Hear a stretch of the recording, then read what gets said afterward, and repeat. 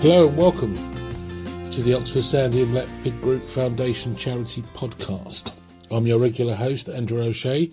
Welcome to the first recording of 2022. In this episode, we are replaying the event that was held on the 2nd of March with Victoria Phillips, a pig nutrition expert in her field, talking to us about feeding our sows and gilts appropriately when it comes to pregnancy, farrowing, and weaning, etc. But before we get to that, there's a fair bit's been happening, so you're going to fill you in with the news.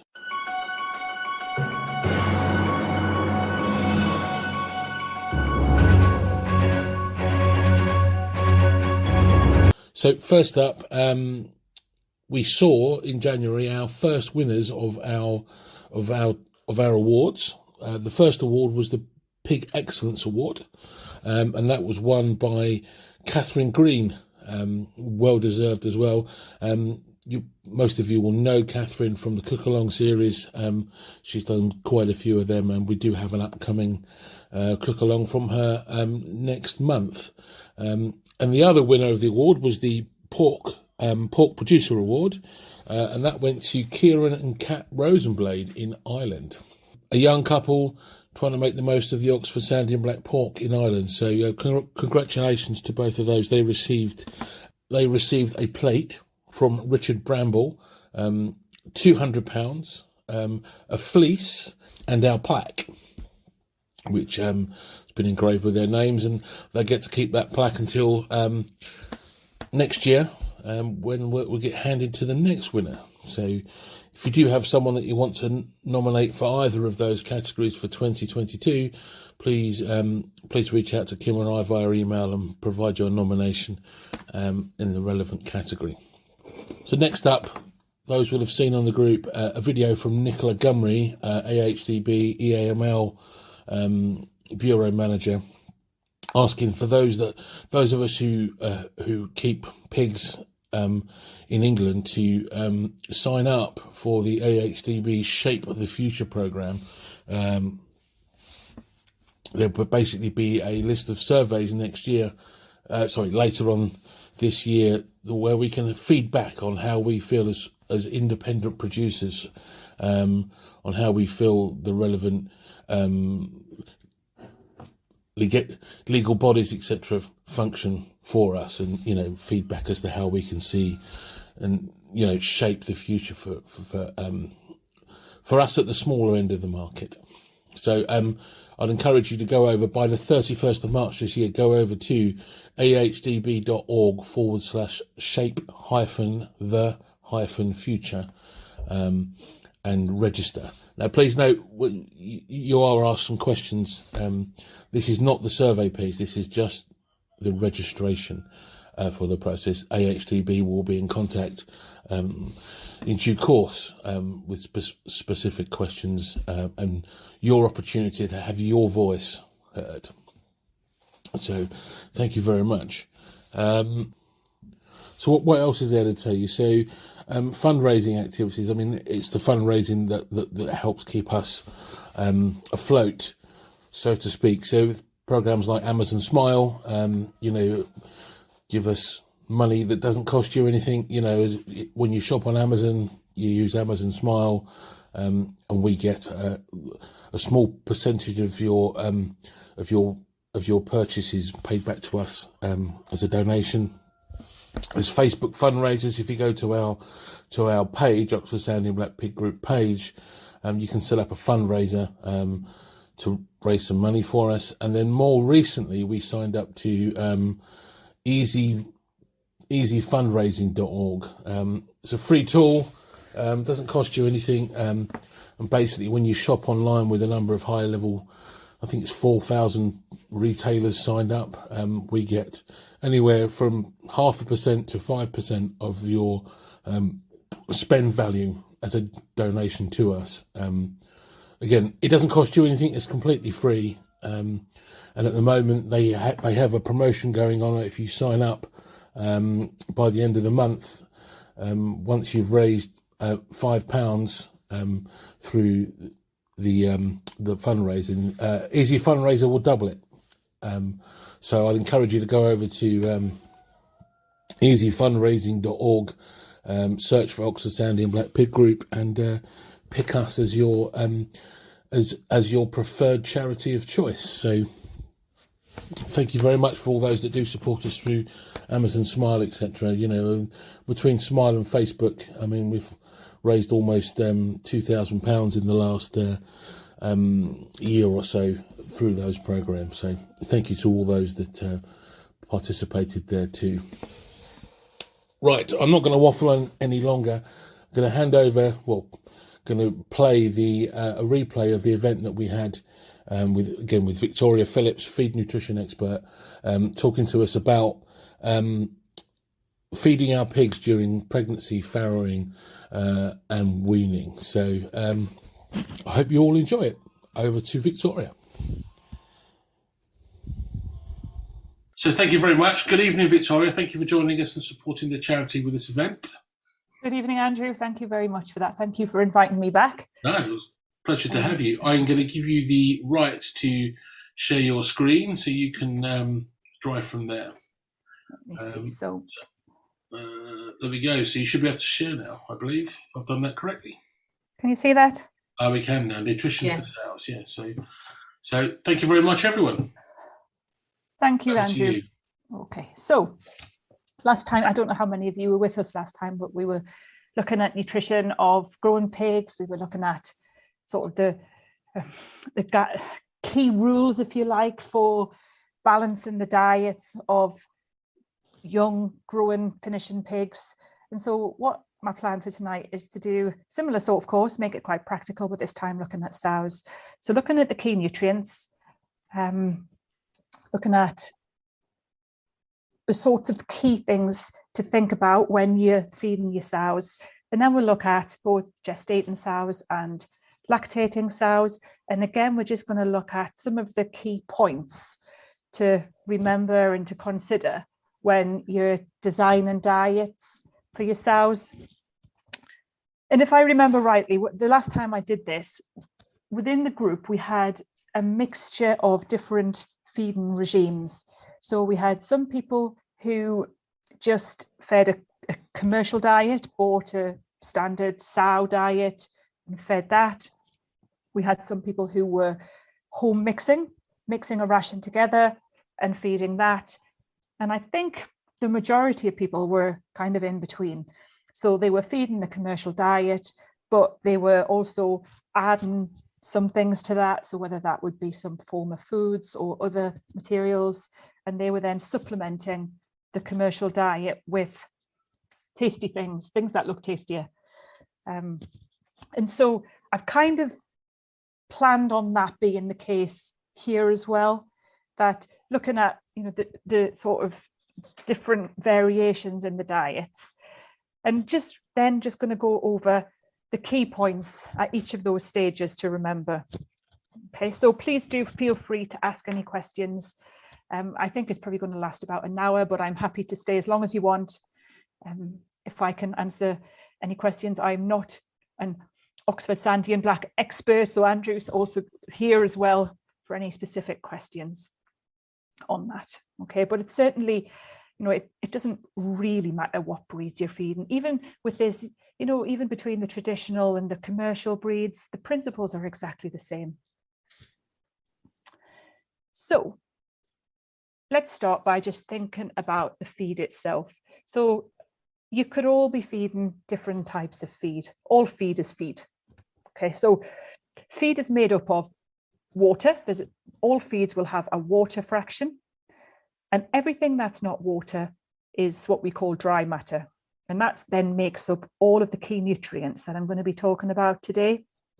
So when I'm given figures, when I'm given sort of examples of intakes and percentages, etc., my figures are based on a standard commercial feed, which is about 12% water and about 88% dry matter. If some of you are feeding wetter diets than that, if you're feeding materials that are much wetter than that, then it's just about adjusting those figures so that if you set if you set it up as if it was 88% dry matter, then those figures will still be relevant. Okay.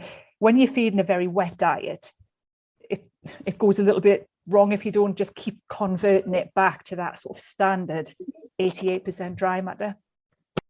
Okay, so that's what I'm working on for a lot of the stuff today. And we're going to be talking about the different nutrients. So we're going to touch on proteins and essential amino acids. We're going to look at carbohydrates and fiber and the fats and oils. And in particular, we're going to look at the essential fatty acids and talk about vitamins as well.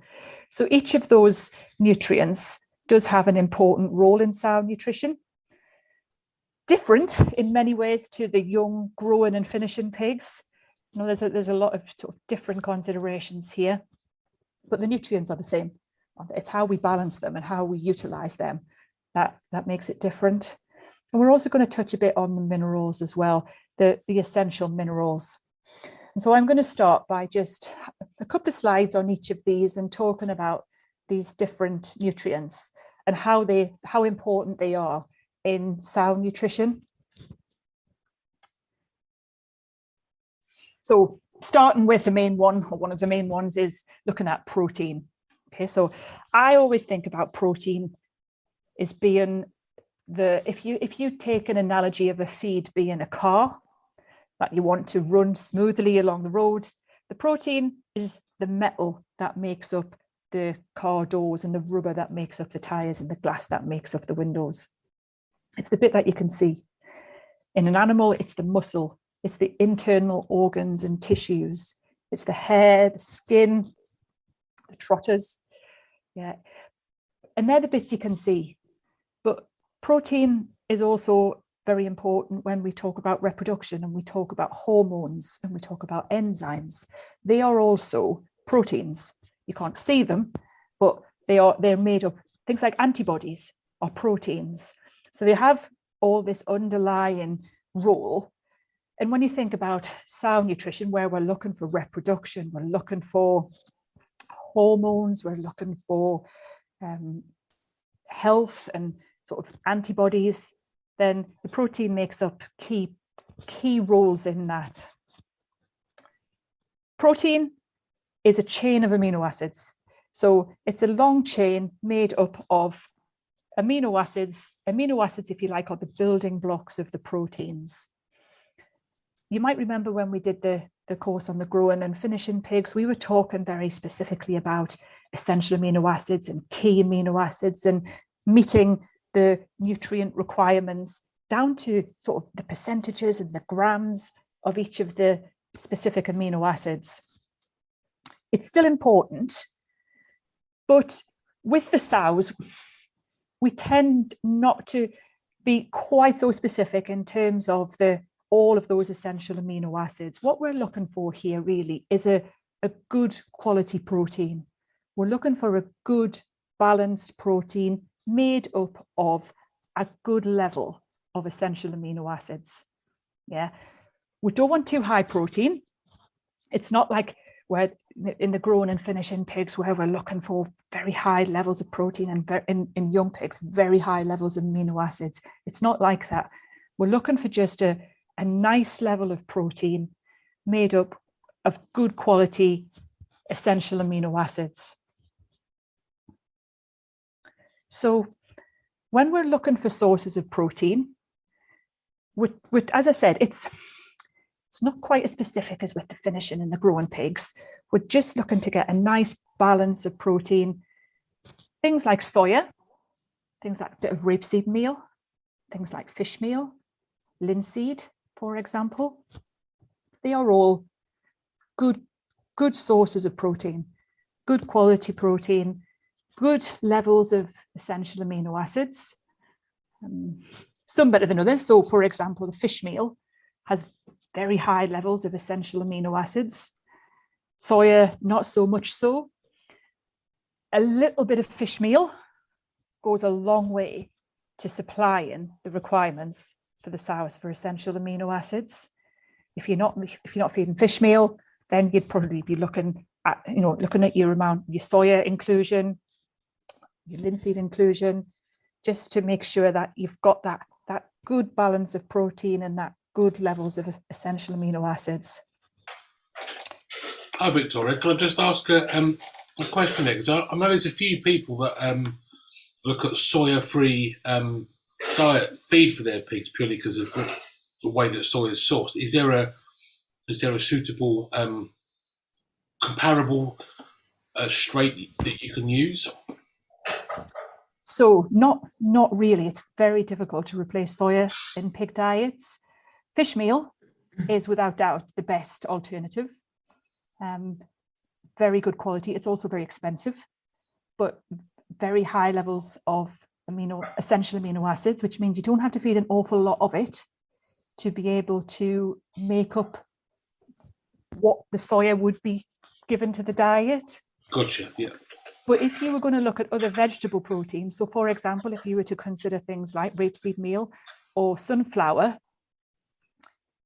or distillers grains, for example, if you were looking at, sort of the co-products coming from breweries and distilleries, etc.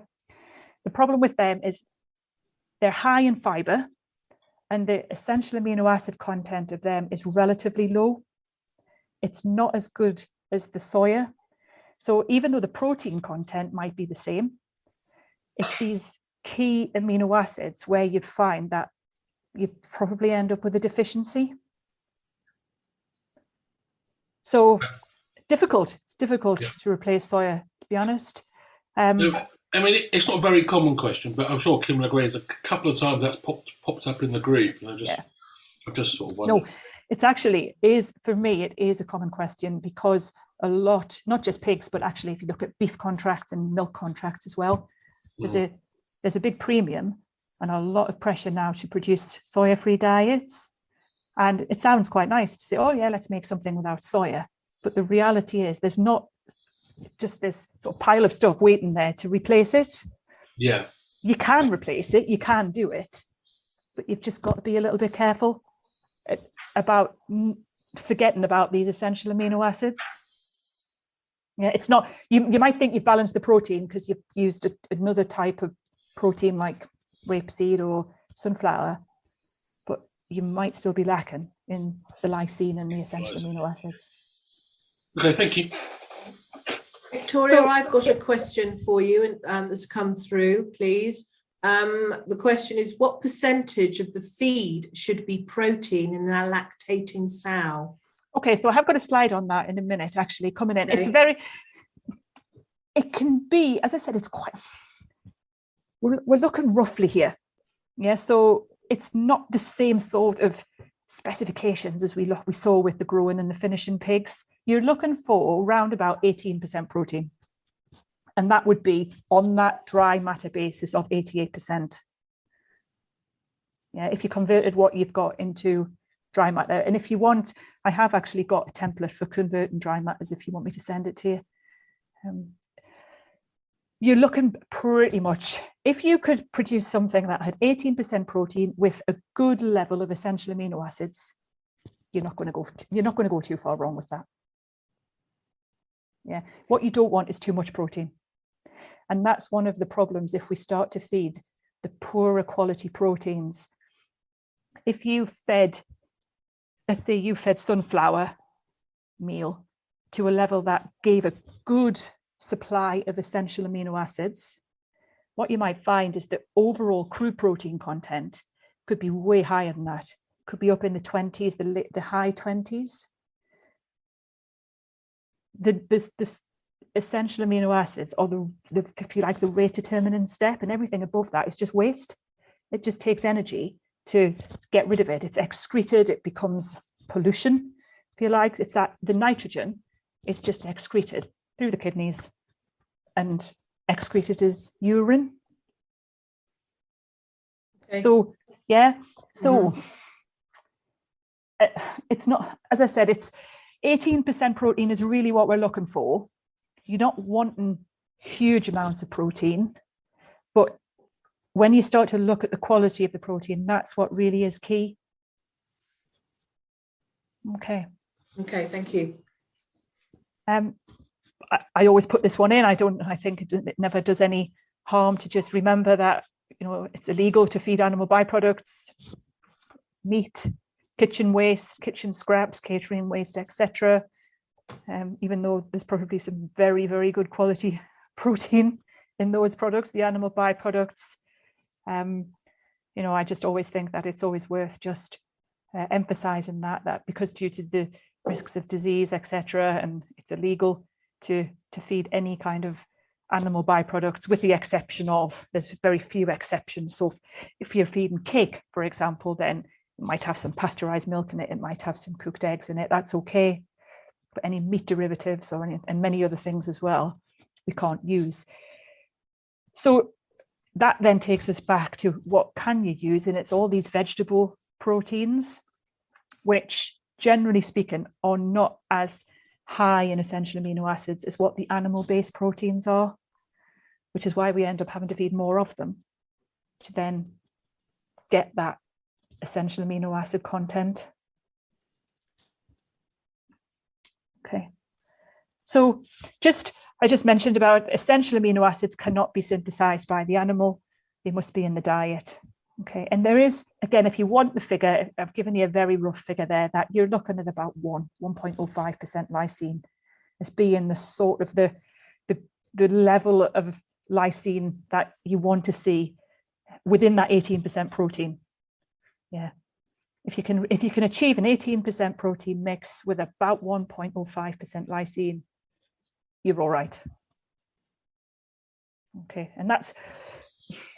Sorry, Victoria. So is that 1% of the 18%, or is that 1% of the overall? That's of the overall diet. Of the overall diet. Okay. Yeah. Of the 100%. Yeah. Which is about the same. Interestingly, it's about the same as a finishing pig diet. Yeah, which is why I don't know. Some of you may have seen you can buy sow stroke weaner feeds. Yeah. You know, sow grower finisher feeds, can't you? You can buy those diets. It's not massively different from sort of a grower stroke finisher diet, but probably a bit less sensitive.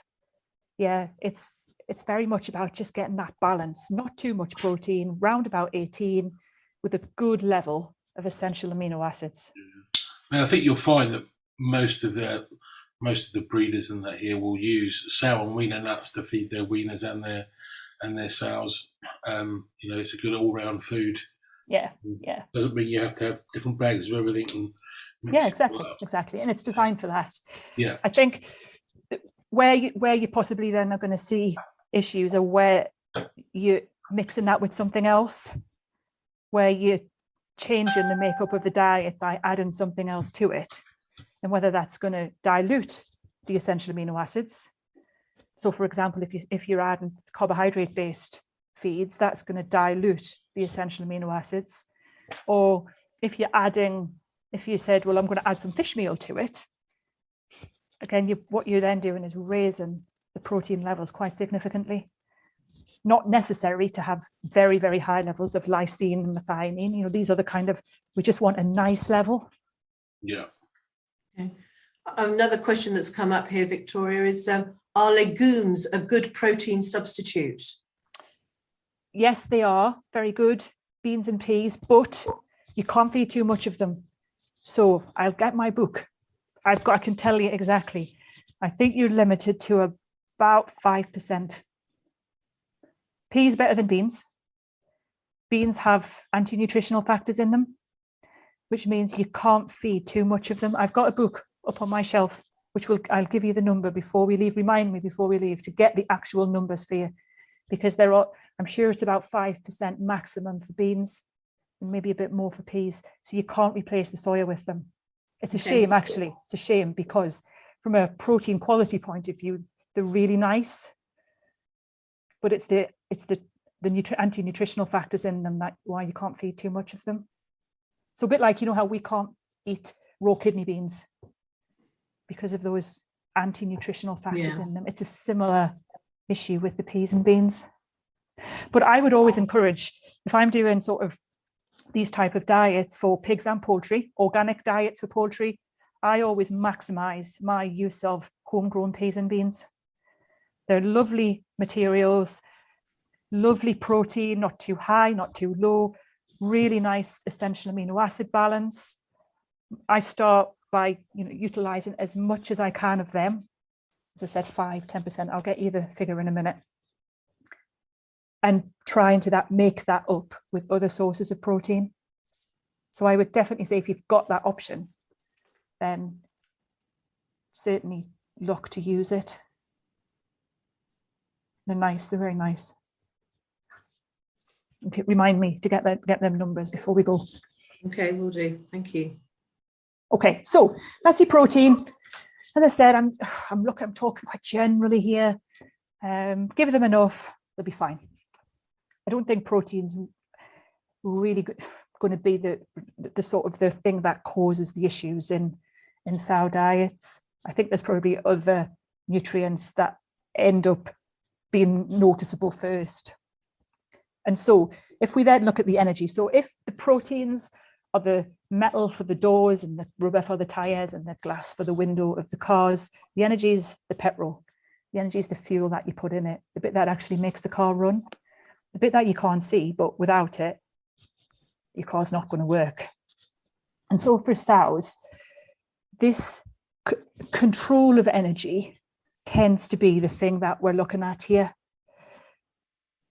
Trying to assess the energy content of a diet and then meet the sow's energy requirements, which change quite a lot. They can be quite different from early gestation through gestation and then into lactation. So if you are measuring energy content of a diet, if you are actually doing a ration and measuring it, then, or if you're looking at your commercial diets that you're buying, the diets and the numbers that we use, we don't talk about gross energy. So gross energy is the total amount of energy available in a feed. What that means is if you put it into a bomb calorimeter, burnt it till it was ash, it's a measurement of the amount of heat that would come off, the amount of energy within that diet. Okay, but not all of that energy is available to the animal. Some of it is not digested. Some of it is lost in feces. It just goes straight through. It's not digested and absorbed. And so when we're looking at energy, and so when if you're comparing feeds, for example, you might want to get a copy of this little book that I'm going to look at in a minute, which has got all the energy number, or you can just email me and ask if you want. But when we're looking at energy figures for the different feeds, we're measuring energy in pig feeds as digestible energy, which is the gross energy minus energy lost in feces, energy that's not digestible. Okay, and we tend to measure it as megajoules per kilogram. We don't tend to measure it in calories. You can measure it in calories, but we tend to measure it in megajoules. And again, just be careful with the figures, because if you are looking at energy content of diets, they will be on a 88% dry matter basis, usually. So if you've been a wet diet, again, just think about how you're going to convert that before you compare energy figures. Okay. So if we just think about energy for a minute, if we think about carbohydrates, which for pigs and poultry are the major source of energy, they're the nice source of energy. You can see here we've got lovely maize, lovely wheat, homegrown wheat, cereal grains. We can also feed things like molasses, which would be sugar-based, fruit pulps. Again, we're looking at sugar-based materials, and also any cereal co-products as well. If any of you have supplies of things like brewers' grains, draff, wheat feed, those kind of co-products from local businesses, maybe maybe microbreweries or something like that. So we're looking at the carbohydrate. Mainly the main one we're looking for is starch. Yeah, we're looking for a source of starchy energy. That's where we're going to get this energy from. Starch it's quite a complicated molecule, but when it's broken down into a nice simple sugar. All carbohydrates are broken down to glucose, and that's that source of energy that the animal needs. So when the animal is at periods where they need a lot of energy, i.e. during lactation, then what we're trying to do is balance that diet so that they have a source of readily available energy, which tends to usually be starch, but also could be sugars as well. Yeah, fruit pulps, molasses, all those kind of things are very nice sources of energy. But I thought this would be a good moment to just talk about some of the problems with cereals. So whether you're growing your own cereals, whether you're buying in cereals or cereal byproducts, or even if you're talking about your own commercial sow feed that you're buying and storing in your sheds, then be aware of the risk of moldy cereals. Okay, and this picture here actually shows what moldy wheat looks like. Moldy wheat doesn't look that horrible. If you ever see moldy maize, it looks awful. It's black and gooey and rotten. But moldy wheat doesn't actually look rotten. It looks like this. It has a pinky tinge to it. It gets a pinky tinge. And that's the fusarium mold growing on the grain. If you've got sow feed, maybe old sow feed that's been lying around a while, you might not always see the mold. It's not always obvious. But the problem with the moldy cereals is that when you get the fusarium mold growing, particularly on things like wheat, for example, then the mold produces chemicals called mycotoxins. So the mold itself doesn't look nice, but it's the chemicals that are produced when the mold grows that causes the problem. And if there is some kind of mold and mycotoxin production, whether that's during growth, when it's been in the field, when it's been stored, or when the finished feed's being stored, you probably won't see it, you won't smell it, they won't taste it. But what you would see, particularly you see it in the sows particularly, you would get inhibited appetites, reduced feed intake, straight through to the milk. These mycotoxins are passed straight through to the milk. And then what you would then see is a much higher mortality rate in the young piglets. I can remember talking to a farmer once from Lincolnshire who was talking about his grain, and he was growing his own wheat, as you would expect in Lincolnshire, lovely wheat growing lands. And he was quite close to the coast, and he told me he couldn't feed his wheat to his sows. He said, there's nothing actually wrong with it. It's perfectly legal to feed, but I have to sell it and I have to buy wheat from other areas. And it was to do with this. It was to do with this underlying mycotoxin content that he said had a seriously detrimental effect on his sow performance. Yeah, reduced feed intake, reduced mortality, reduced fertility, because it was being passed on through the milk. And the reason because I was surprised at first, and I said, well, you'd think Lincolnshire would be very warm and dry and you wouldn't get mold growing. It wouldn't be perhaps an area where you would think that you would get, it's not a high rainfall area, is it? But he said it's actually the damp. He was right on the coast, and he said it's the damp coming from the sea that we have this underlying issue with the mycotoxins. And that was from a commercial farmer who had noticed that, particularly in his sows. So just keep that in mind, that the sows, and then passing it on to the young piglets through the milk, it is really important that we try and absolutely minimize or remove moldy feed, the risk of mycotoxins being present in the feed. Can we also mention as well, please, Victoria, that because I did a write-up last week on mycotoxins, and it was just to verify that it can also be in the bedding in straw as well. Yeah, exactly. So similar, isn't it? If the straws come off that field in Lincolnshire, and especially if it's lay around a while, and it's got wet, maybe or damp before they've baled it, I would think possibly the straw could be even more higher risk, actually. But exactly the same issues that you'd find where they've got access to the straw. It's that long term. It's unlikely to kill the sows. It's not, you get the increased mortality in the young piglets, but that's because you get an increased susceptibility to bacterial infections. Mm-hmm. there's just this failure to thrive in them both. So yeah, I'm pleased that actually it's good that you've put out a thing, because I think just that awareness, isn't it, of you wouldn't just scrape the mold off the top. It's the chemicals. It's ingrained, yeah.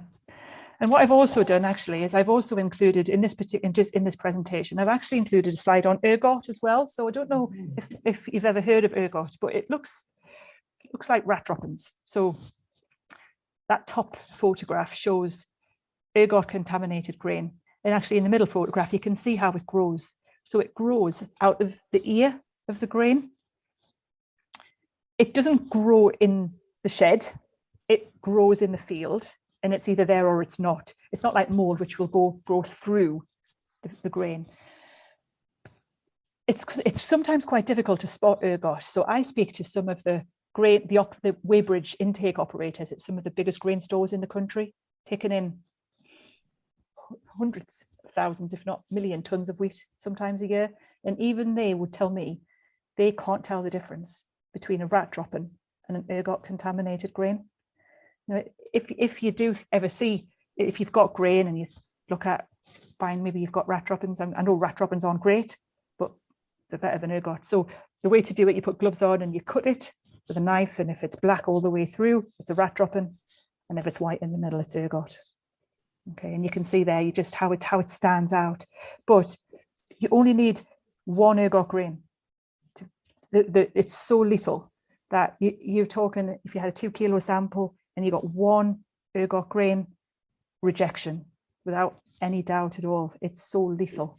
And this year, in certain parts of the country, we are finding high incidence of ergot. It grows in the field, so it's to do with conditions during when the head emerges from the ground, if it's been very rainy, and then if you get a bit of drought and you get a bit of grain damage early on, and then you get a wet harvest. It's all of those conditions which sort of encourage the growth of it. It's not a mycotoxin as such, it's a plant disease which produces a toxic alkaloid. So certain years you don't see it, other years you see quite a lot of it. And so the reason why I brought it in is, again, because it's so important to be aware of it when we're feeding pregnant animals, because even one ergot contaminated grain, that's how low the level is, will cause spontaneous abortion in pregnant sows, pregnant cows, etc. Yeah, and as I said, sometimes it can be mistaken for a rat dropping, which obviously isn't great. But the ergot, it goes through to the milk, which means you've then potentially got the young piglets drinking the milk with this toxic alkaloid in as well. And it actually, in young grown animals, it causes like gangrene, all sorts of horrible things. So just something to be aware of there with the cereals. Yeah, we're looking for good quality cereals. We're looking for as low levels of any contamination of these kind of mold, plant disease type issues. Fats and oils are good for energy. They like fats and oils. Pigs, they're tasty, they help with diet palatability. They're a good way to add energy to a diet. So if you are looking for energy, and we'll talk about energy requirements later, but if you're looking for an energy, it's a really easy thing to do, isn't it? To add a small amount of fat or oil to a diet. It reduces dust if dust's an issue. If the sort of diets that you're feeding are very dusty, then a nice way as a dust suppressant is to add a little bit of oil or fat. And one of the key things about the fats and oils that we have to look at is the provision of essential fatty acids. Okay, so fats and oils are generally there for energy, but certain types of fats and oils are also there for key nutritional reasons as well, these essential fatty acids. An essential fatty acid must be supplied in the diet. The animals can't synthesize your essential fatty acids, and so you probably recognize these terms: your omega-3 polyunsaturated fatty acids, your omega-6 fatty acids. We know ourselves that we have to have a source of these fatty acids in our diets. It's exactly the same for the animals as well. So when you look at the commercial sow diets, will have a source of omega-3 fatty acids, which supply, I've listed these, I'm not going to try and, you've got them on your slides, I'm not going to try and say them, but they're different chain lengths, they're different types of fatty acids, they all have a slightly different role. Yeah, if we have a deficiency, we're looking at, in the young animals, we're looking at growth and development retardation, increased susceptibility to bacterial infections again, we're looking at, and possibly sterility. So if you, in a commercial diet, they will have included oils like sunflower oil, soya oil, rapeseed oil, possibly fish oil. You don't have to include fish oil, but fish oil is actually a lovely source of all of those omega-3 and omega-6 fatty acids. Maybe some flaxseed, some linseed oils. Again, it's a lovely source. Whole linseed actually is a really nice source of amino acids and essential fatty acids as well, especially if you boil it up. It's all like, it's like comfort food, isn't it, for pigs and cows. So if you are looking to add something to a commercial diet, if you are supplementing it with maybe other sorts of, maybe something like bread or fruit and veg or something, it will always be worthwhile thinking about the essential fatty acids, and if necessary, supplementing them with something. Just standard sunflower oil, just stuff that you buy in the supermarkets. But it's a really good source. Go for sunflower oil rather than vegetable oil, but the sunflower oil is a really good source of your essential fatty acids. If you just feed in commercial diet, you won't need to, it'll have it already in. But this is, I'm thinking about where you might have just, reduced that intake of commercial diet by 80%, and you're making it up with something tasty, maybe the brewer's grains, maybe the bread, the vegetables, something like that. Then it's a little bit of sunflower oil added to that diet is going to be very useful, particularly where you've got lactating sows, where you want to make sure that the piglets are also getting that source of essential fatty acids for growth, for development. It's important, obviously, in pregnant sows as well.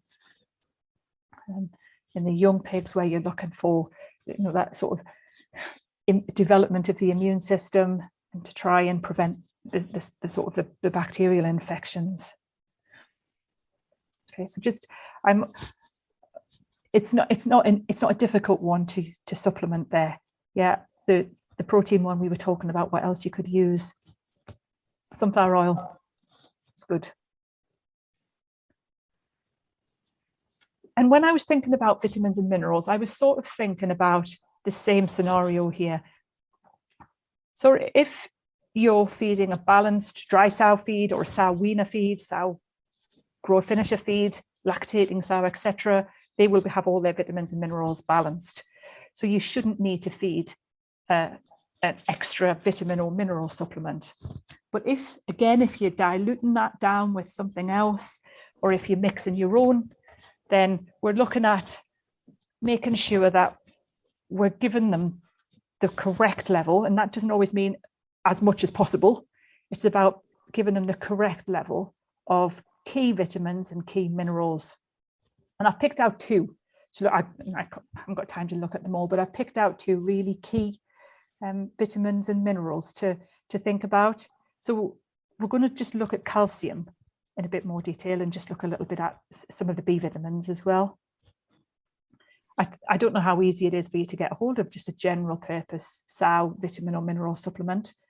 I think there are some out there, but it's not, I'm not recommending you feed that. If you're feeding that balanced commercial diet, it will have enough, just the right amount of everything in it. Where you're adding to that, that's when it might be worth looking at supplementing it with something like this. Victoria, just before you go on, going back to the fatty acids, we've got a question, please. Oh yes, go on. It says we give sunflower oil before farrowing to aid constipation. So it would be good to do after farrowing for milk production and for passing on to piglets. would that be the case? Yes, I would say so, especially if the diet that the lactating sows are getting has been supplemented with something. With the essential fatty acids, you can't really feed too much of them. You can't really overfeed them. You're not going to do any harm. Yeah, so you can just put like a little dressing beforehand, and then just a little dressing afterwards during lactation for a while. Yeah, mm-hmm. Yeah. I would think it's never going to be a problem to do that. You can't really overfeed it. The problem will come eventually if you're feeding too much energy, if you are pouring it on. Yeah. And then but the essential fatty acids are not the problem. It's the total energy content that will then be the problem. So yeah, I think, it's a nice idea to be feeding it. Or you can buy fish oil, linseed oil, something like that, nice and tasty as well.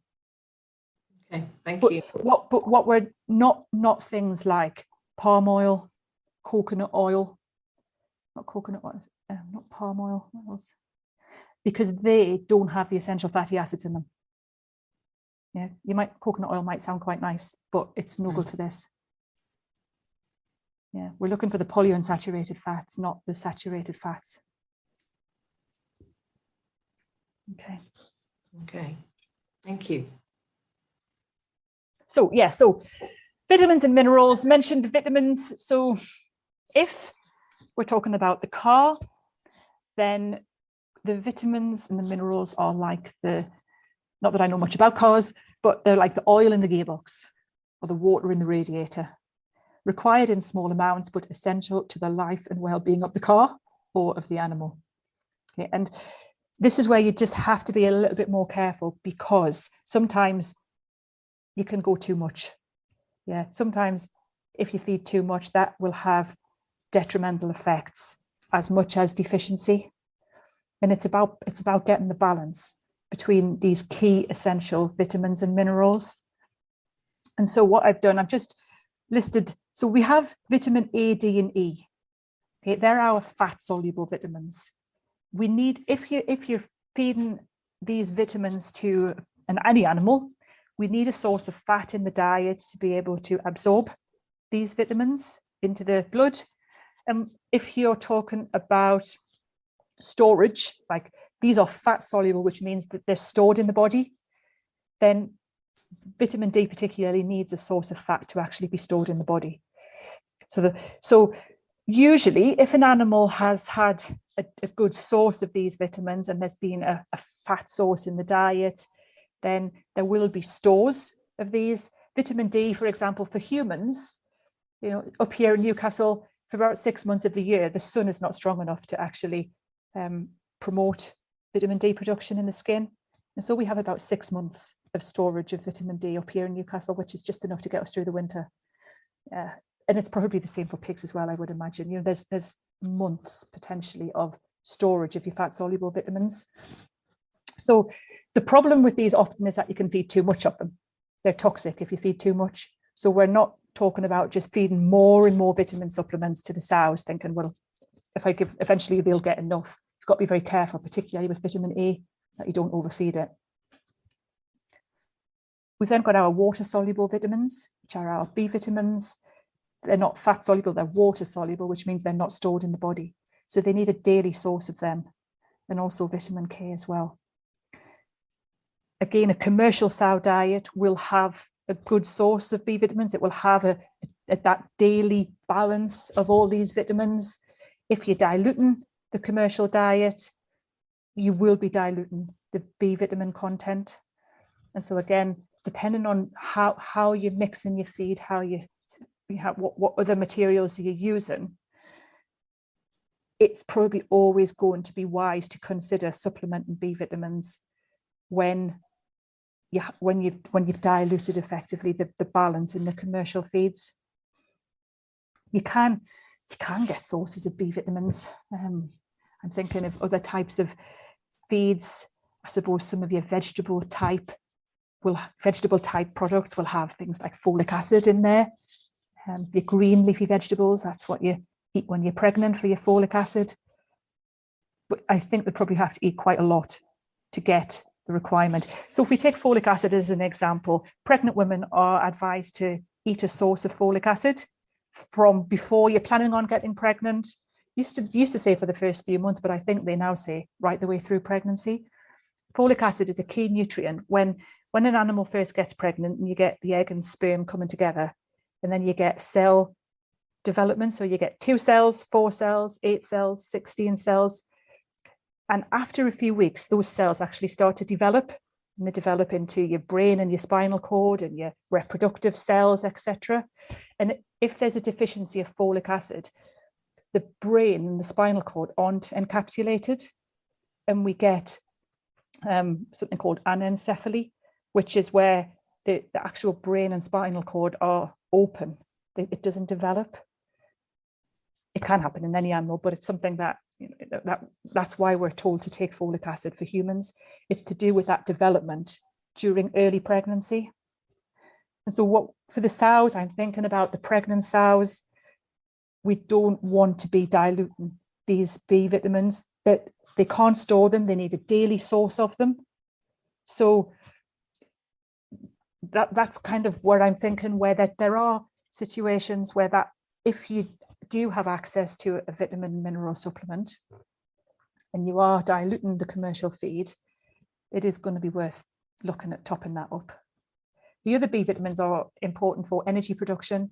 So again, they're important that in the lactating sow, that they're there in the milk so that the young piglets are able to metabolize the energy in the diet. Okay, and then if we look at the minerals, inorganic constituents of the diet that make up the ash content. So the bit that if you put it in the bomb calorimeter would be left at the end when all of the organic material has burnt off, we're left with the ash, we're left with the minerals. And as I said, I could talk about lots of different minerals. I just picked calcium as an example. We have to think about our macro minerals, so something like calcium and linked to phosphorus as well. But then we also think about our trace elements, things like selenium and zinc. Zinc's very important for reproduction. It is important for sperm production in boars as well, but it's also important in things like protein development. So things like skin, when the piglets are laying down and growing skin, hair, the keratin and the protein needs zinc. So sorry, Victoria, what is happening to zinc? Because there's a lot of news that was happening over the last 4 years where they were taking zinc out the feed and they will stop doing it. Now it's got to be phased out by June this year, I believe. So, okay, so well, zinc has 2 roles in pig diets. And what we're talking about here is the nutritional role. So meeting the animal's requirements for zinc as a nutrient for reproduction, for cell metabolism, etc. The nutrient requirements are not very high. It's just about giving them that balance. But zinc oxide has also been used as an animal medicine to prevent post-weaning diarrhea, etc. in commercial herds. And in those situations, it's fed at a much higher level than the nutrient requirement. And it's the medication level that will be phased out in the next 2 years. So it wouldn't affect this. The zinc that's being added to sow feed is there for nutritional purposes only. Right. Okay. It's the zinc oxide in the post-weaning diets that will change, and then people will have to think about other ways of controlling and managing post-weaning diarrhea. Okay, but I think we've got 2 years. I'm sure they said it's got a 2-year period to use up stocks and for adjusting systems, maybe weaning a bit later. Probably not a problem for all you, but you're probably weaning a bit later anyway. But one of the ways of dealing with it is to have later weaning. Okay, so just a little bit about calcium. So the calcium level in a sow's blood are likely to play a role in the farrowing process. Okay, so calcium is such an important mineral. It's to do with nervous transmission. It's part of the bone deposition. So calcium is being mobilized and laid down in the bones all the time. It doesn't just sit there. There's a constant mobilization of calcium. So when an animal needs more calcium, it can mobilize it from the bones. And when there's too much, it can lay it down. It needs vitamin D to do that. In times of need, as I said, it draws it from the bones, which long-term means they get osteoporosis, osteomalacia, where you get the bones becoming less dense. So we're looking to try and control these calcium levels. There's quite a high level of requirement for calcium. So I've just put some figures up here. And again, they're quite big ranges, but it just gives you an idea. So when we're talking about late gestation, at late gestation, we've got two issues. We've got quick fetal growth for the piglets, which is primarily bone, trying to give them enough calcium for however many piglets to lay down their bones in that late gestation period. But it's also making sure that the calcium metabolism is working so that when they start to produce milk, the calcium systems are working so they can supply the milk with enough calcium that it doesn't actually have a detrimental effect on nervous transmission, etc. Yeah, so it's a real fine balance. The commercial diets will have somewhere between 0.6 to 0.8%. The higher parity sows will need a bit more. Second, third parity will need a bit more. For lactating sows, it tends to be around about 0.7, but they're eating more feed. So they end up eating more calcium because they're actually eating more kilos. But the diets themselves, that's the sort of levels we're talking about.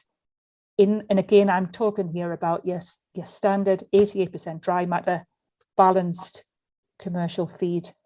If you're looking at having mixed that with something, kind of try and work out exactly what you've done to the calcium level. You don't want to be overfeeding it too much, because I haven't put it up here, but what we're also trying to do is keep the calcium in about a 2-to-1 ratio with the phosphorus. And so it's not a case of just saying, oh, let's just feed loads of calcium. Let's just tip the limestone onto it, for example. Let's feed a big source of something like calcium borogluconate. It's not as easy as that. It's trying to just make sure, again, everything in moderation. Yeah, making sure there's enough calcium there without disrupting this balance between the calcium and the phosphorus. If you've got calcium deficiency in gestational sows, you've got much higher chance of posterior paralysis towards the end of lactation or after weaning. So because I said calcium is involved in the nervous transmission, they just kind of back ends go down. I don't know if anyone's ever had that. You see it in dairy cows. You see exactly the same. They just go down and you can't get them up. You can give them an injection of calcium borogluconate and it's a bit up the cum. It's fixable, but the aim is to not let them get to that point in the first place. If you've got calcium deficiency in gestational sows, then you would see that in terms of potentially reduced litter size, prolonged delivery time, increased stillbirths, higher occurrence of skeletal problems in piglets as well. So that would possibly be sort of, we're looking really at this later stage of gestation as well. If you're not feeding just that standard commercial dry sow feed, if you have supplemented it with something that potentially could be low in calcium, so for example, cereals, bread would have added calcium, maybe not so bad, but certain cereals generally could be quite low in calcium, and therefore you could end up inadvertently feeding the diet in that real key part, that last part of gestation, which is actually causing them to draw calcium from their bones and cause this calcium deficiency with all these problems then that you're going to see. You probably wouldn't see it so much in gestation, you'd see it at farrowing. Another question for you, Victoria. The majority of us have our sows and our pigs outdoors. So with the outdoor breed, will they get all the trace elements from the soil as well as their feed, or should we supplement as well? Now, I'm saying that it's dependent on how often you are moving your pigs around from field to field to ensure that the supplements of what the soil is like, so it's not, for want of a better word, gets pig sick. And I know the majority of us do that. But do we test our soil to see what the nutritional value is, or the pH levels and so on? Very much so, and it can vary so much. So if you think about the differences in, so some farms have to put agri-lime on because well, it's more for pH, I know, but there's some areas of the country that have high levels of trace elements. If you come over here to this side of the country, very, very low copper levels in the soil over here, high over in Cheshire, and it's quite variable. For me, I would be presuming that the amount is coming from the soil is possibly negligible, and I would be feeding them to achieve these requirements from the diet. If they get a bit extra from the soil for what little it's going to be, it's probably not going to be any problem, unless you live in an area that is known for having, there are parts of Ireland, for example, I think with very low, very high levels of selenium. If you live in somewhere like that, you'd have to maybe look at it differently. But for me, I'd be looking to make sure that their diet supplied sufficient calcium, sufficient trace elements to avoid these sorts of issues. Okay. It's not expensive to supplement calcium. It's not expensive really to, in the general scheme of things, to look at a small amount of vitamin and mineral supplement where where you have got these mixtures. But calcium particularly it's for nothing really. I've got a question from the back of this. Someone has just asked to say, well, do wild pigs have huge natural deficiencies if it's negligible uptake from the soil? So I suppose that their genetic makeup is different, I suppose. Yeah, and they're not living on soil. They're omnivores. They're eating other things as well. So they're eating probably a very balanced diet and not producing the kind number of piglets and the performance that we're getting here. So it very much depends on, I suppose, performance. If you're feeding a diet that is naturally low in calcium, that's what they're going to eat, isn't it? They're not going to eat. They're not going to potentially go out and eat a diet that's more balanced if we're feeding them something that's low. Because would you just eat what's put in front of you? Okay. I wanted to just touch on fibre. Fibre is very important. Good quality hay or straw and sugar beet particularly, very nice.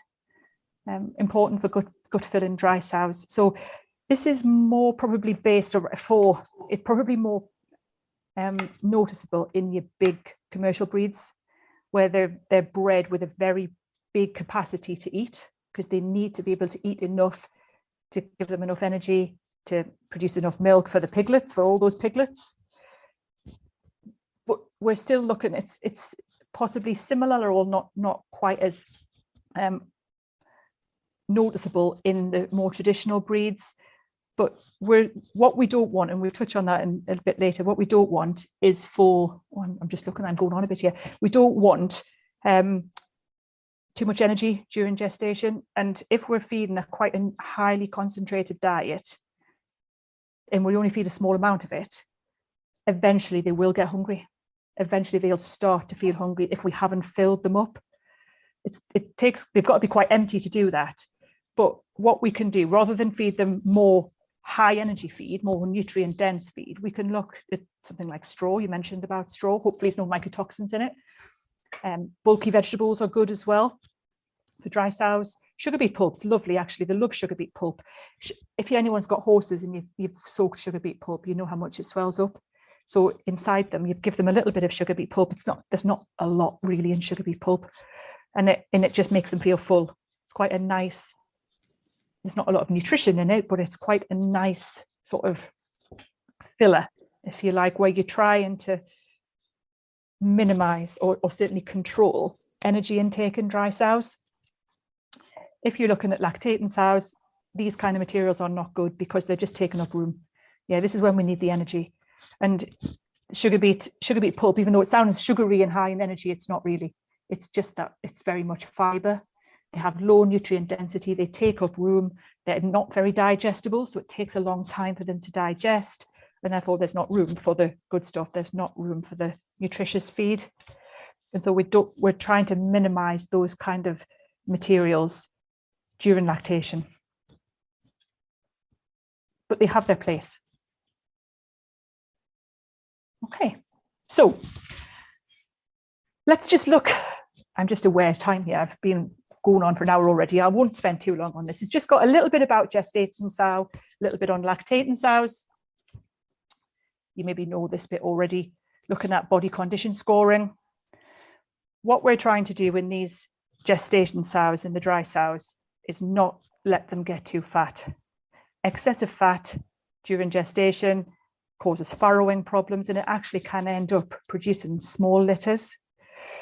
So there are, these kind of diagrams that you can look at where you stand from the back and you can judge, and we're looking for body condition score 3. This one here in the middle. You're looking to achieve that by 4 to 5 weeks of gestation. What you don't want to be doing is trying to manipulate body condition score in late gestation, either up or down. It's too late by then. We're trying to get them at that body condition score 3 and then trying to maintain that weight during gestation. If they're too thin, they might be actually too thin to maintain pregnancy. They might be unable to support fetal development. And when it comes to early lactation, they're not going to have those body reserves to be able to draw on to produce the milk. Okay, so it's very much about not letting them get too fat. And if you do have to manipulate body condition score by either reducing energy of the diet if they're a bit too fat, or increasing energy if they're a little bit too thin, you want to be trying to do that early in gestation. Yeah. If they're too thin, we've already talked about, stick a bit of more oil in there, some more starchy based diets. It's not difficult really to put weight on pigs. Harder in cows, but it's not difficult really, because you've got the option to use these good quality fats and oils. Oh, sorry. Early pregnancy, so in days 1 to 5, just a couple of things here. If you're looking at gilts, after post-mating, you've got to be a bit careful about switching. So if they are quite thin and you're trying to get them up to body condition score 3, just be a bit careful about switching them onto a high energy diet quickly. Potentially that's going to lead to embryo mortality in early pregnancy, reduced litter size as well. What we're trying to avoid here is sudden changes. Yeah, suddenly switching from these high energy diets to low energy diets. That's not what we want. We're trying to keep them in this body condition score 3, manipulating them slowly at times when it's going to have least effect on metabolism, etc. Okay, we're looking, again, this feed allowance, I've just give you a rough 2.3 to 3.5 kilos of feed. This is again based on your standard commercial 88%. Now, that's probably a variation in breeds, in condition to start with. So you might find that that's not quite right for you. I'm not going to give you exact figures here. I don't want to be giving you exact figures. This is very much about you knowing your pigs and looking at them and looking at that body condition score and saying, right, where do I want them? Are they too fat? Are they too thin? Looking at early pregnancy, this is the time to do something about it. Ideally, you don't want them too fat. If you're feeding a low energy diet, then potentially you're going to get smaller litter sizes. So you don't want them to come off lactation really fat and then have to put them on a diet. That's not good either. This is all just fine tweaking, isn't it? It's all just knowing and watching and stockmanship and just knowing how to gently manipulate the diets. In older sows, that switch is not so detrimental. It's not ideal. You don't want to be doing these sudden switches. As I said, you're just looking for this ideal body condition score by about day 45 of gestation. And then after that, just trying to maintain that. Okay, so in mid-gestation, this is a critical period for mammary gland development. This is when the mammary glands are developing, and we're not, at this point, we don't really want to be having to lay down condition. We certainly don't want to have to start trying to reduce condition. By this point, we want them in body condition score 3, and we're just going to try and maintain that. Okay, so there's not a huge amount of extra requirements. They don't have to eat for 2 at this stage. You're just looking to just try and keep them. But this is where, again, where you're looking not just at the energy, you're looking at, am I giving them enough vitamins? Am I giving them enough essential fatty acids? Am I giving them enough calcium, etc.? Just trying to keep it right. You don't want to be having to feed them a lot of energy at this stage. Again, you just don't want these extreme diets. Only feed enough to maintain the sow and fetal growth. We don't want the sow gaining excess body condition during this stage. And then in terms of late gestation, this is the time when we have the rapid fetal growth that I was telling you about. So this is the time when you might want to increase feed intake a little bit. But again, we're increasing feed intake just to keep them at that body condition score 3. We're not increasing feed intake to lay down condition. We're just increasing that to prevent them from losing condition. In this real key late gestation period, bearing in mind, this is when you get that rapid fetal growth, when you get that requirement for calcium, you get that requirement for energy and for essential amino acids. If they start to lose condition at this stage, if you don't keep it's not big amounts, it's just watching them and just trying to keep that condition on them. If you don't do that, then you actually get potentially something called a catabolic state at farrowing, gorging, they go off their feed. It actually has long-term effects on the sow's intake and metabolism during lactation. Okay, maybe you wouldn't even see it like that. It's maybe it could be sort of underlying issues that you might find. Okay, so it's, again, I keep repeating myself, it's very much about just watching them and trying to maintain that body condition score as best you can. Not increasing in condition and not losing condition. Try to avoid ad-lib feeding. You possibly aren't ad-lib feeding anyway on dry sows. Certainly try to avoid that, as that can then actually affect the sow's appetite during lactation. Yeah, we're just trying to keep everything steady. And as I've already said, just keep an eye on that mineral intake, just keep an eye on that calcium. Not too much, because we're trying to maintain that 2-to-1 calcium to phosphorus ratio, but make sure that the diet's not deficient in calcium at that stage. Okay. So, summary, what we don't want to be doing is feeding very high energy diets, particularly in later gestation. Trying to put condition back on them in mid to late gestation can negatively impact litter size, embryo survival, mammary gland development, intakes during lactation, milk yield in lactation. Yeah, keep your eye on that body condition score. If there's any manipulating to be done, do it in early gestation. Okay, as I said, it's not too difficult. But by just manipulating, it's just the energy content. You can keep the protein the same, that's not a problem. It's just about, if you need a bit more energy, stick a bit more oil in there, or look at some higher energy carbohydrates.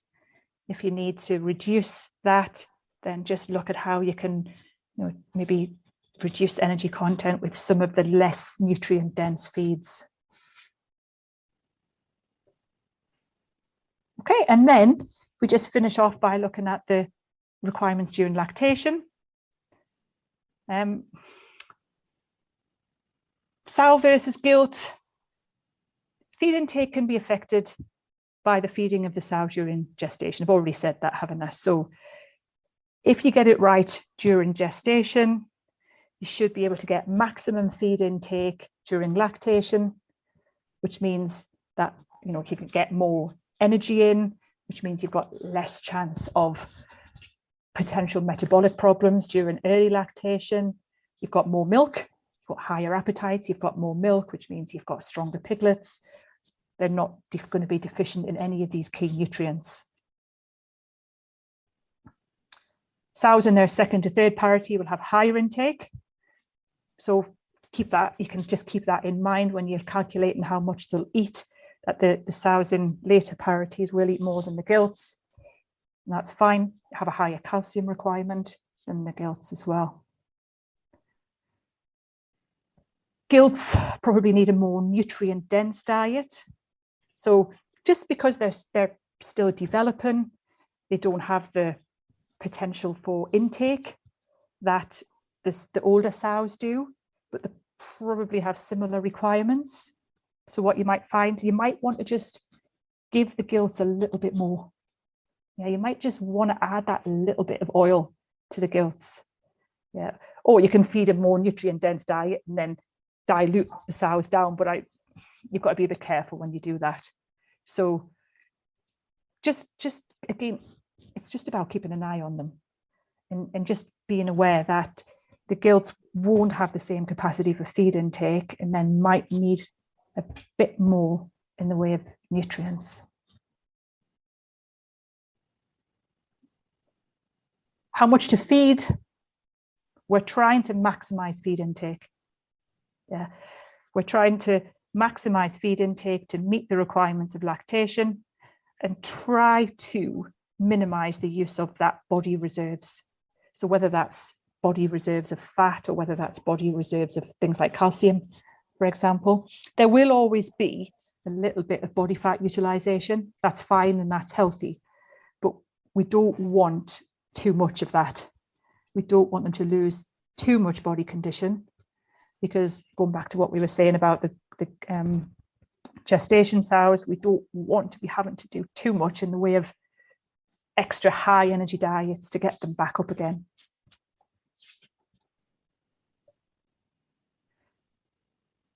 After the farrowed, we're looking to just gradually increase the amount of feed offered as the sows' requirements increase because they're producing more milk, because their piglets are drinking more, then her appetite will increase.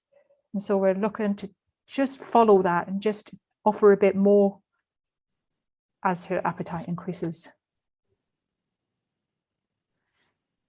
With lactating sows, I would usually always say feed ad lib, but I suppose there might be some systems where you can't feed ad lib, in which case you are looking at least twice a day feeding, maybe even ideally more than that.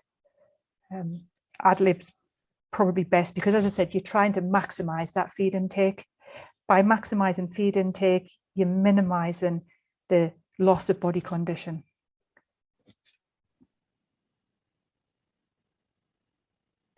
Think about heat stress. So outdoor pigs, which I'm guessing probably most of you saw, have a lower thermoneutral zone. They're more accustomed to the cold winter temperatures, which means that they're more sensitive to the higher summer temperatures. And so what you'd find potentially in very warm weather, you'd see feed intake dropping due to heat stress, which then you've got reduced milk production. You then have less milk, so you have poor piglet growth. You have potential for deficiencies in key nutrients just because they've drunk less milk, potentially poorer weaning weights, just because they're in the heat, they're not going to eat as much. And as I said, what we're trying to do in lactation is to maximize feed intake. Keep them, I'm sure you probably do this anyway, keep them cool, shade, water, feed more frequently, feed during the cooler times of the day. That's how to maximize that intake. If you do see the feed intake dropping, if you and you can't do much about it because it's one of those summers where it's so hot and you're in a hot part of the country, you might actually have to look at increasing the nutrient density of your feed, so that even though they're eating less, they're eating more nutrients in every mouthful. It's an art, isn't it? It's I think what you're saying, it's about watching your sow and how they produce and how they balance and feeding them accordingly, you know, as you get the eye on. I do have one question. So, you know, sometimes with the sow you can have a difficult farrowing, you may need to get your vet involved, and the vet's prescribed some kind of, you know, antibiotic or you know, pain med or whatever. Obviously that can have effect on metabolism, especially antibiotics. I mean, is there any advice that you'd give around additional energy foods, maybe oils, to help them through that period when they're coming off those drugs, or is it just a matter of feeding as you would do normally? If they're eating less, I think if they've been ill, they're probably going to eat less, or sometimes I think maybe antibiotics may, in some cases, reduce appetite a little bit or intake a little bit. Yeah. I think then that's when it's a bit like this. If feed intake drops, not just for the weather, but other reasons as well, then it is worth just thinking about how you can increase the nutrient density of the feed. Right. So the energy is the easy one. Stick some sunflower oil on. Yeah. Yeah.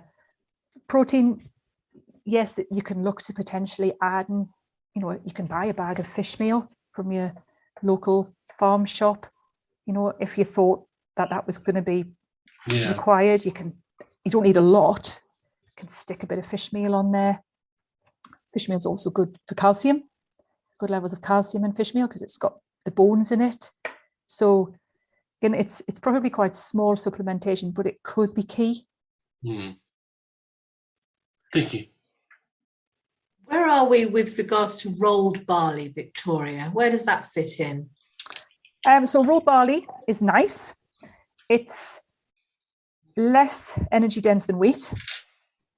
It's probably 1.5 megajoules per kilogram less than wheat. So if you're trying to have a nutrient dense diet, if you're trying to maximize nutrient density, rolled barley is not going to be your best option. Maize and wheat are going to be much better options. However, if you're looking to reduce energy density, if you're trying to just bring that body condition score down a bit, barley's very good. Oats are good. Yeah, barley and oats will be less nutrient dense than your wheat and your maize. And so it depends on what you're actually needing to do. If you're looking to just maintain body condition score, barley's probably okay. Okay. Because it's feeding weaners, for instance, Victoria, getting them up to weight, to killing weight, together with the concentrates, so reducing concentrates and supplementing it with rolled barley. That's being practiced, but not necessarily feeding lactating sows or sows in pigs. Gestation sows, fine. Yes, gestation, yes. Absolutely fine. Okay. You know, because just restricting that energy a little bit. Yeah. I can think of people where I've actually seen them feeding like propionic treated barley to sows, and it's nice. It's quite nice. If you're looking for energy dense rations, you're better off looking at wheat and maize. Okay.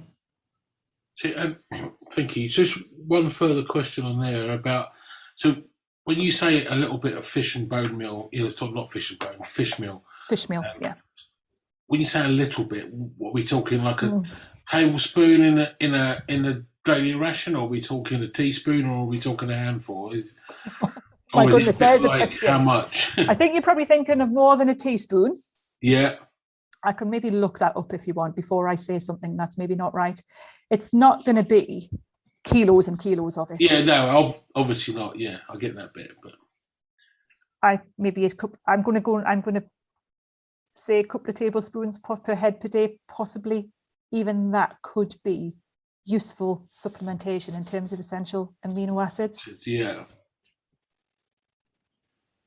And I And guess some fish meals actually have quite high levels of fish oil in them as well. Some fish meals are very, very nice balance of protein and oil. Others have had the oil removed, and therefore they're just the meal. yeah. So it depends what sauce you've got. Thank you. Okay. Okay, and I think I've just got a couple more slides to go. Take home messages, there we go. Body condition, score your sows regularly. I'm sure you do.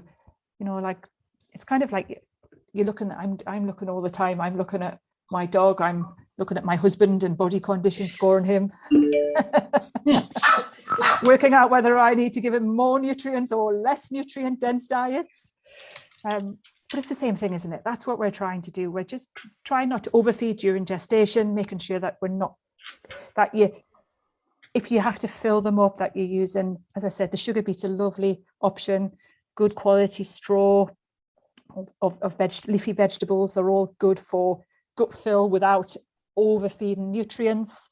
Think about the gilts, just think about that gilts, treat them maybe slightly differently, making sure that you're following the lactation curve and that you are increasing feed during the lactation in line with milk production, and take into account any factors that might reduce feed intake during lactation. So whether that's antibiotics or whether it's heat stress or any other factors, just taking that into account. I think that's it. Have we got any more questions? Super. Thank you very much, Victoria. Does anyone else have any more questions to ask Victoria? Or you can message me directly or put a message in the group chat that Kim's watching. I've got one that's coming from someone that couldn't attend tonight, Victoria, and the question is not really on, it's generally on feeding weaners. They're feeding their pigs sort of 4 pounds of feed a day, and they keep them in the woods, and when they're in the woods they're feeding on bramble, nettles, docks, roots, willows, so they're all outside feeding all the bits and bobs. Do they still need to be on 4 pounds each, or can that be reduced slightly because they're outside? So I think my answer is it depends on what time of year it is to what exactly they are eating. But do you think it's a good idea to reduce their concentrates because they're outdoors and in the woods? If they want maximum growth, if they're looking for absolute maximum growth, I wouldn't. If they're not too worried, then yeah, they probably can reduce it slightly. Because they're looking at bringing them on for meat weaners, and they're just thinking that could this be potentially putting on fat, or could they reduce the fat? But the wood is 1.5 acres. So, yeah.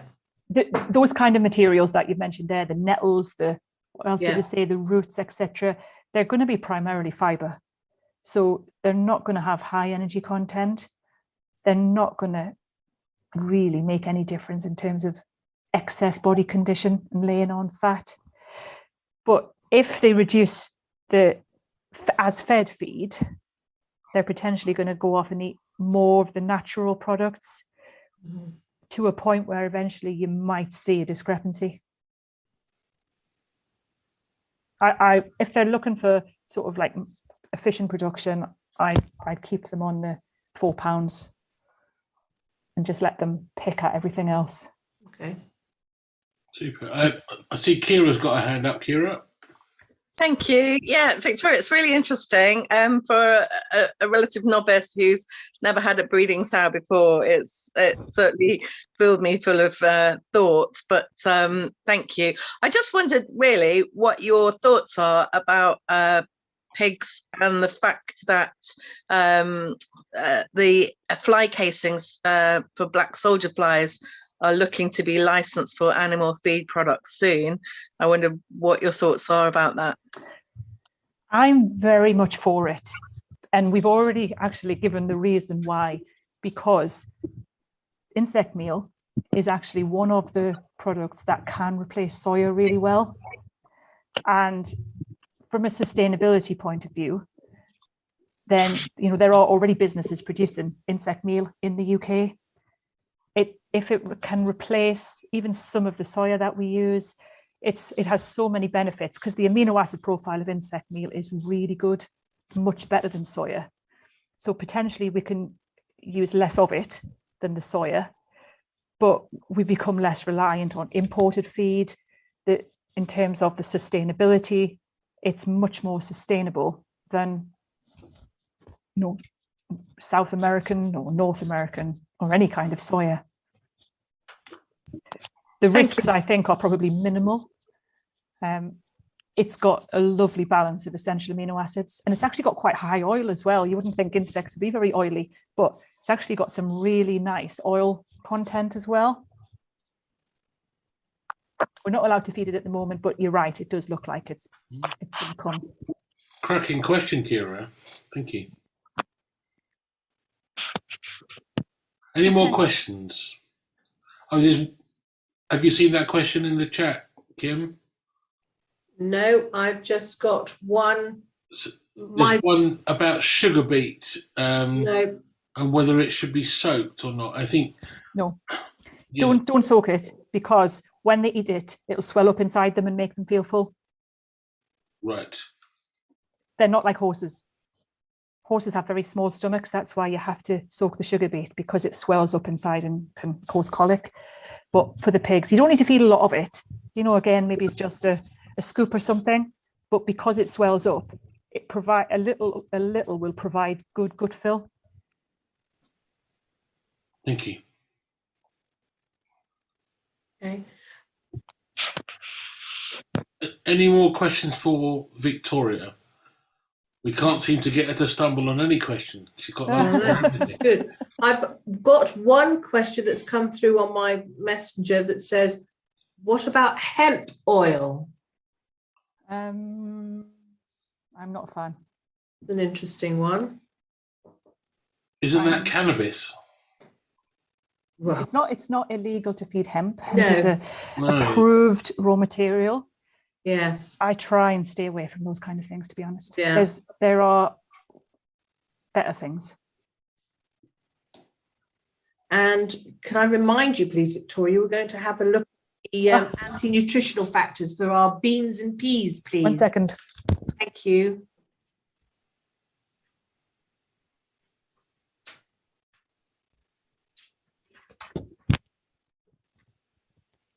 So I'm looking in my feeds directory, my little Bible here, and I look for the. I should know this, shouldn't I? You have stumbled on this, because I should know these figures, but I'm just checking before I tell you. I don't think you expect to know everything. Yeah, I think they probably change. Yeah. They probably change every year, don't they? If anybody wants to buy one of these, I think you can get them on Amazon. And they actually give you, I don't know if you can see this, but they actually give you like different maximum contents by species. And so this is for beans. This is field beans. They're saying creep and weaner feed none. Don't feed them to young piglets. Grower feed 7.5% of the ration. Finisher and sow up to 10%. And again, that's working on, if you think about that complete feed at 88% dry matter. Don't feed more than 10% of the sows. You will see problems. The peas, let me check the peas for you. So, yeah, as I said, peas are a bit more. Nothing in creep feeds. 5% for weaners maximum. 10 for growers. 70 up to 17.5 for finishers and sows. So you can feed a bit more of them. What's the name of that book, Victoria, please? It's called The Feeds Directory. Yeah, I've just looked it up on Amazon. It's not cheap. It's £35. So, but it does look quite. Looking inside it, it does look very. So it gives you very useful. It tells you. I won't just say that I ordered a copy, but you know. But it is useful for those kind of figures where you say, you know, raw materials, right? What's the maximum inclusion that I can feed? And it will give you them for the creeps, the weaners, the growers, the finishers, and the sows. And I still check, like there. I wasn't going to say I roughly got it, but I was still checking because it is always useful just before we, especially if you're going to make big changes as well and bring in new raw materials. You can always ring me and ask if you just want me to just look something up for you. You can always email us, and just Google us and email us, and I'll have a quick look for you. Yeah, super. Thank you. No, I'd say I've ordered a copy, so yeah. So, I mean, is there a clarification in that book around fish meal out of interest? In terms of, oh yeah, that's a point. Let's have a look, see what it says about fish meal. We were talking teaspoons, tablespoons, here. but not kilos, right? So these are probably recommended levels rather than limits that would be dangerous, if you like. So the peas and beans, you have to stick to them because actually you'd see problems. I think with the fish meal, I don't think you'd see problems. I think it's probably just not necessary to feed more than this. So they're saying creep and weaner feed 10%, grower 7.5, finisher 4, sow 3. So you're looking at a at sow that's having 2.5 kilos a day. I mean, that's 3%. What's that? Yeah, so it's about 50 grams, about 2 tablespoons. Probably is about 2 tablespoons. Yeah, pretty spot on with the first testing. Yes. And that's what it's talking about as being a sort of a recommended level. So you certainly wouldn't really want to be feeding much more than that. Excellent. Well, I can see that there's some messages on the chat, but my side of the screen has frozen. There's lots of people saying thank you, basically. So thank you. I know I've gone on a bit longer, haven't I? Sorry. No, there's one at the bottom, but then I can see something. The message starts, do you have any pre-mating feed advice? Yeah. That's me, Lily. Hi. Oh, well, go on, Lily. You ask the question then. I just didn't know if you had any like advice on feed for pre-mating, as in other than a body score of 3. I have a slight theory with some of my sows that if they get slightly more feed before they go to the boar, and then I seem to have bigger litters, and I don't know if it's maybe they get release more eggs because there's more feed, if it's because of that kind of reason, or just I don't know if there's any kind of evidence on that, or just kind of my little theory. It might be right. If it would probably work more if there was an increase in nutrient intake at ovulation, that's potentially when you would see bigger litter sizes. So when they go to the boar, that's in line with ovulation. So I think you're probably right. Okay. That you would see that. But then, of course, with the gilt, you don't want to be suddenly changing to this big, high nutrient diet. So even just a small increase. What you're looking for, if you're going to do it, all you really need is an increase in plane of nutrition. It doesn't have to be massively more. It just has to be an increase in plane of nutrition rather than a decrease in plane of nutrition. Okay, well, that makes sense. I mean, when we do it, we feed 1/2 extra scoop, and that seems to just give them a little bit of a boost. Yeah. I think that would be very, very good. Okay, cool. Thank you. It's just helpful. And I think we've got one more message. I've just frozen up. So go back to 5% protein for weaners when we just give finishers feed to them. So this is too high. Not 5% protein. Is it not 5% beans? Yes, it's 5% beans. I think that's what it is. What was the question? So question reads, so only 5% protein for weaners. So this is going back to the beans and the peas, I think. So only 5% protein for weaners when we just give finisher feed to them. So this is too high. No. So with weaners, we haven't really been talking about that today, but if you're looking at weaner feed, we're looking at 20% protein. Remember we were talking about that last time, weren't we? It's a very rough guide. You're talking maybe about 20% protein. What 5% are we talking about here? Was that the fish? The 5% with regards to the beans? Yeah. No, it wasn't the beans. Was it the fish meal? No. Was it the peas? It would be the peas. But I mean, I will say, if there are questions around feeding weaners, we have a very substantial podcast called "It's All About the Lysine" on our podcast channel from last June that Victoria that information's in there. On Feeding for efficiency, basically. So yeah, so Yes. you should be able to find all those answers there. The 5% comes from the peas. Yeah. So what I said was, if you're feeding weaners, you can't feed more than 5% peas in their diet because of the anti-nutritional factors. You mentioned that early on. Yeah. Okay. Right, so I'm conscious of time and that Victoria is still in the office and it's 9:10. We are over by 10 minutes. It's been a very good session. Are there any more prudent questions for Victoria? Now, I will say, I'm sure if you do have questions, drop me an email. I'm sure I can direct them to Victoria and she can respond at Yeah, of course. No problem at all. her own leisure. I'm feeling like I need to go and get a glass of wine in solidarity with you all. Yes. You deserved I've it. missed out. So I just want to say a big thank you again, Victoria. I mean, you've done this for free for us as a charity. I mean, this is the second session you've given up your time in an evening. I know you've got young children at home as well. So No problem at all. I've enjoyed it. Very much appreciated that you've done this for us. And I'm sure, everyone here there's lots of comments in the group in the chat saying, thank you very much, Victoria, very informative. And I'm sure once this goes out as a podcast, we get very, very similar feedback. So, well, I'm sure you'll agree that was a very informative session. And thank you very much, Victoria, for giving up one of your evenings to help the charity with your vast knowledge. That's much appreciated. Thank you.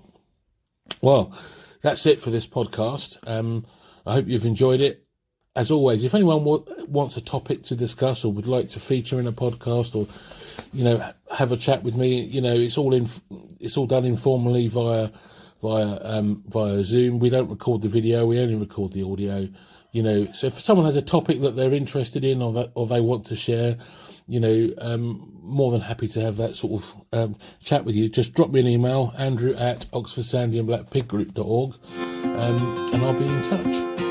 Well, thank you very much for listening. Until next time, happy pig keeping.